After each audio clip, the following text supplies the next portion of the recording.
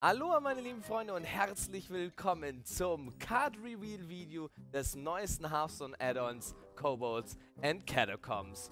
Also greetings to everyone from around the world. Please check out the YouTube subtitles for English translation.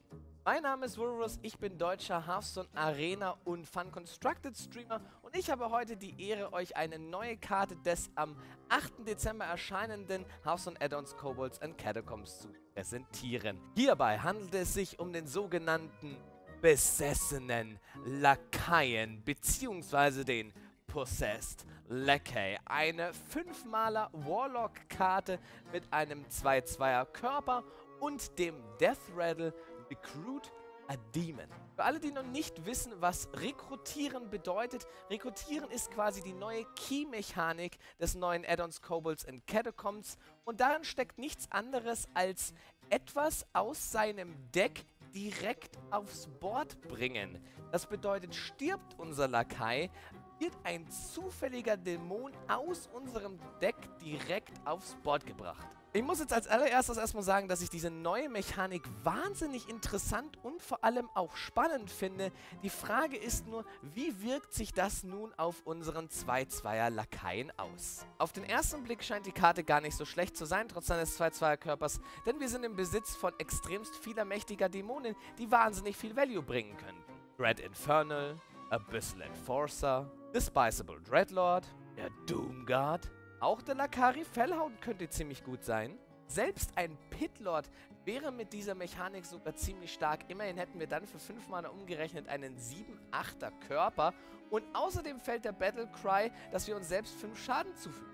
So weit, so gut. Doch irgendwie zweifle ich ein bisschen die Stärke vom besessenen Lakaien an.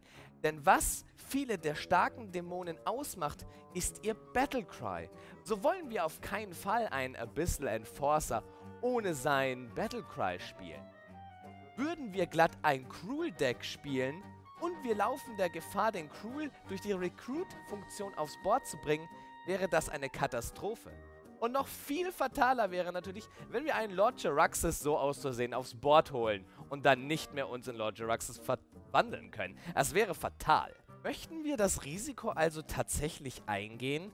Klar träumen wir alle vom perfekten Turn. Wir spielen den Lakai in Turn 5, eventuell tötet ihn der Gegner und dann kommt einfach mal ein Doomguard raus. Für uns perfekt wäre es sogar dann, wenn der Lakai überlebt und wir in Turn 6 traden können. Der Doomguard kommt aufs Feld und wir können mit dem Charge direkt nochmal 5 Schaden verteilen, um die perfekte Boardkontrolle zu haben. Träumen ist ja erlaubt, aber ist es das wert?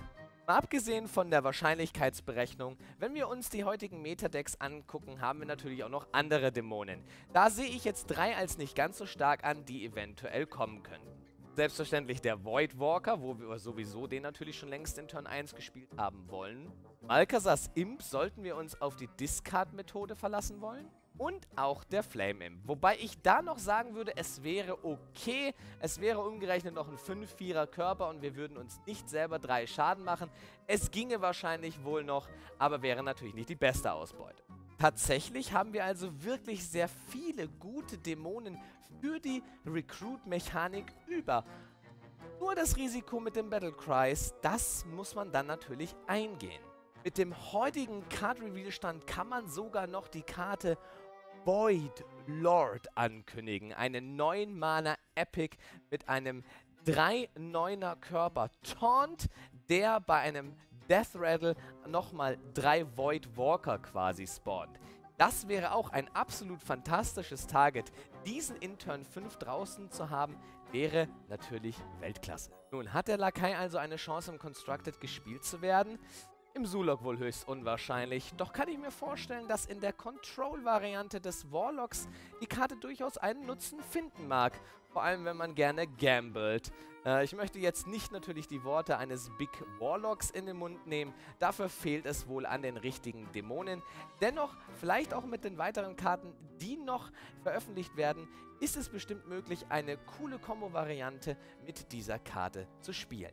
Zum Abschluss noch ein kurzes Wort zur Arena. Da sind wir uns, denke ich mal, alle einig, dass es keine Karte ist, die wir zu Beginn eines Drafts auswählen. Dafür gibt es einfach weit bessere 5er-Drops. Die Karte ist diesbezüglich einfach zu langsam und nur und wirklich nur, wenn das der Fall ist, dass man sehr starke Dämonen tatsächlich im Draft auswählen konnte, kann man am Ende, wenn man es zur Auswahl hat, vielleicht überlegen, diese Karte tatsächlich zu wählen. Sollte man nur starke Dämonen gedraftet haben und man weiß, dass man nicht irgendwie einen Voidwalker aufs Feld bringt, dann kann das in der Arena tatsächlich richtig viel Value haben. Das war mein Card Reveal zum besessenen Lakaien des kommenden Hearthstone Add-ons Kobolds and Catacombs. Ich hoffe, es hat euch gefallen. Schreibt mir in die Kommentare eure Meinung zu dieser Karte, das würde mich sehr interessieren. Am 8. Dezember 2017 dürfen wir hier in Deutschland in ein neues Abenteuer eintauchen und ich freue mich schon sehr, mit euch dieses Add-on genießen zu dürfen. Nach Release werde ich im Übrigen ein Community mit ganz besonderen Regeln veranstalten. Wenn ihr also Bock auf täglich Hearthstone und Community Action habt, lasst ein Abo da und genießt eure Zeit mit Kobolds and Catacombs. Vielen lieben Dank an Blizzard für die Ehre des Card Reveals und bis zum nächsten Mal.